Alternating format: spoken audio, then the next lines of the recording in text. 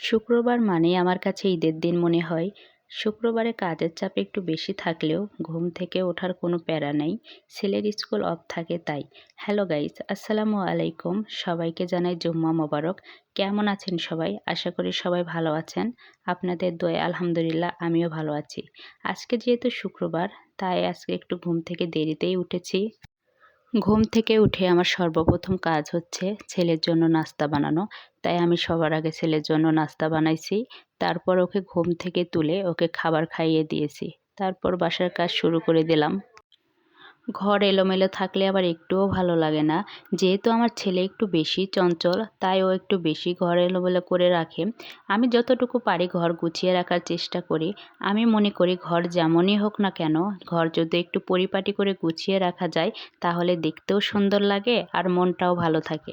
ঘর গোছানো কাজ শেষ করে আমি একটু গাছে পানি দিয়ে নিলাম।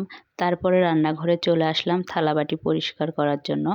আমি এদিকে থালাবাটি পরিষ্কার করতেছিলাম আর ভাবতেছিলাম, ছোটোবেলায় আমি যেমন মাকে বলতাম, মা আজকে শুক্রবার ভালো কিছু রান্না করো, ঠিক তেমনই আমার ছেলে আমার মতো হয়েছে। শুক্রবার আসলেই বলে, আম্মু ভালো কিছু রান্না করো। আজকে আপনাদের সাথে কিছু কথা শেয়ার করি। সেটা হলো 2025 সালে এপ্রিল মাসে Facebook ID, Facebook page, TikTok ID, YouTube, Instagram সব কিছুই খুলেছিলাম আর আমরা ভিডিও বানানো শুরু করছিলাম। কিছু প্রবলেমের কারণে আমরা ভিডিও বানানো অফ করে দিই। ভাবছিলাম আর কোনো দিন ভিডিও বানাবো না। তারপর অনেক ভেবে চিন্তে দেখলাম অন্যর কথায় কান দিয়ে কী লাভ, তাদের কাজই তো অন্যের পিছে লাগা, অন্যের সমালোচনা করা। যাই হোক, সব কিছু বাদ দিয়ে তাই আবার নতুন করে ভিডিও বানানো শুরু করলাম।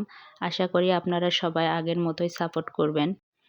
জীবনে চলার পথে অনেক সমস্যার সম্মুখীন হতে হয়। তাই বলে কি জীবনের চলার পথ থেমে থাকে? কখনোই না। কারো জন্য কারো জীবন থেমে থাকে না। আমাদের মেয়েদের জীবন অনেক কঠিন। আমরা চাইলেও সব কিছু সবার কাছে বলতেও পারি না, শেয়ারও করতে পারি না। আমি ভয়েস ভিডিও খুব একটা দেই না। আমার কাছে ভয়েস দেওয়া খুব ঝামেলা লাগে।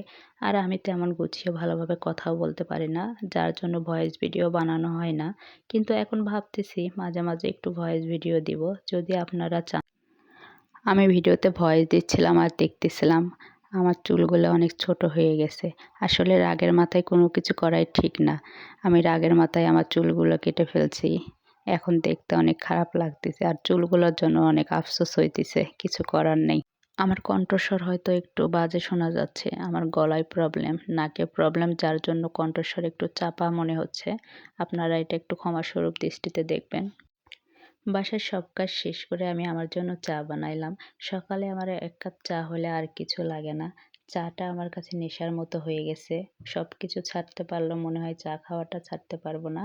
আজকের ভিডিও এই পর্যন্তই। সবাই ভালো থাকবেন, সুস্থ থাকবেন। আল্লাহ হাফেজ।